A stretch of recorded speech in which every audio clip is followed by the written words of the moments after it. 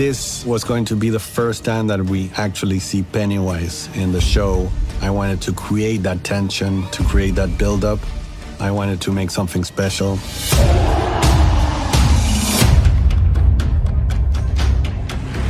This season, the military is trying to find it.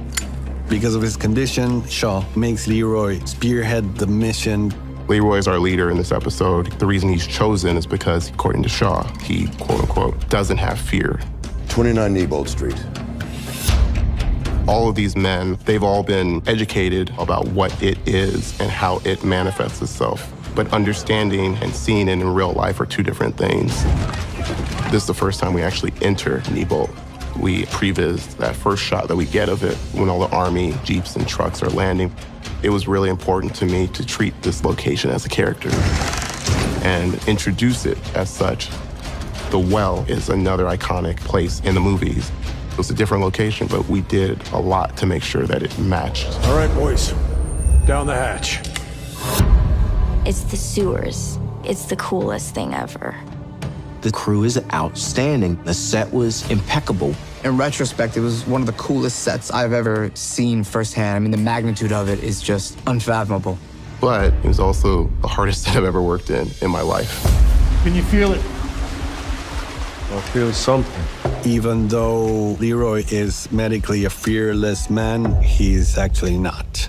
Leroy, he's always seen himself as a family man, a good father, a good husband.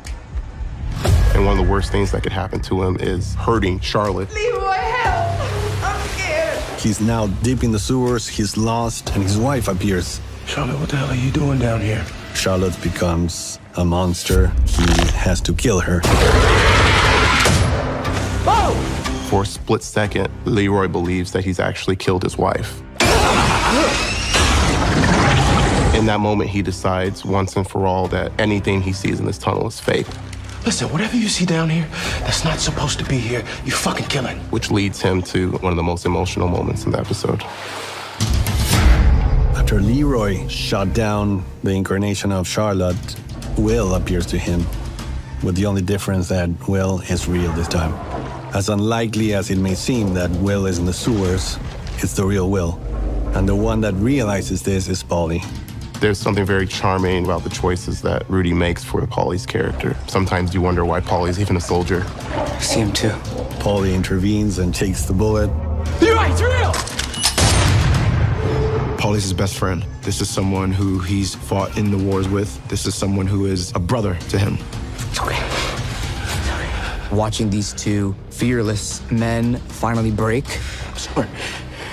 I loved it. I thought it was beautifully tragic.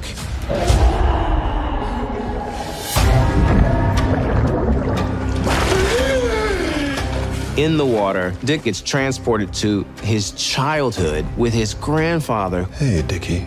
And if you know the history of Dick Halloran, that's bad news. His grandfather is bad news. Chris just has presence on screen. There's a lot happening in here, but also in his eyes. It was very, very intentional to have him seated on the floor the entire time, and his grandfather, who's not really a tall man, towering above him. Power like this is meant to be used. No. We had conversations about how the grandfather shrinks him in many ways. He's going to go right back into the state that he was as a child. From that moment on, Dick is never the same in life. It breaks him. So I'm not a big Pennywise fan.